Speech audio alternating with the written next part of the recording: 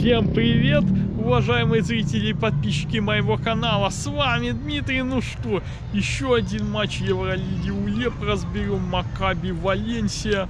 У нас израильтяне. Ну, в принципе, я в прошлом видео сказал об этой игре. Макаби ЦСКА вчера играли. Ну что, поборолись в конце. Макаби не опустили руки. Ну и почти настигли своих соперников. Да, ЦСКА расслабились, но тем не менее. Ну и с Валенсией вдвойне будут хозяева настроены. Все-таки после домашнего поражения раздражены, ну и захотят показать себя. Все-таки они были победы на той же и Валенсии. Домашними победами команды обменивались в очных встречах. В первом круге Валенсия выиграла у себя дома. Сейчас испанцы чуть скатились, да, хотя помним, обыграли Зенит, как они в хорошем ключе. Вчера Зенит обыграл Альбу. Завтра, кстати, с Реалом матч важен. Ну, не знаю, здесь боюсь сделать какой-то прогноз. Коэффициенты дают равные. Ну вот, не знаю. Реал сейчас тоже не в очень хорошей форме, не так грозит.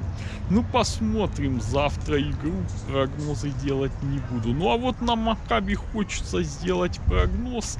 Да, на победу хозяев, даже с небольшой минусовой форой. Минус 2,5 за коэффициент 1,83. Ну, есть игроки, в принципе, израильтян могут взять игру на себя. И третий, четвертый номера. Четвертый обычно это в Power мощный форвард, выполняет функции черновую работу в основном, ну и блокирующую тоже.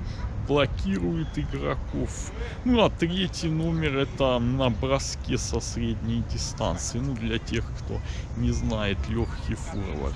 Вот у этих игроки у израильтян тоже в порядке. Ну, в принципе, и связующие, разыгрывающими хорошими всегда славилась израильская команда. Это голова команды, это комбинации через него все проходят тоже. Поэтому здесь, думаю, должны хозяева взять свое.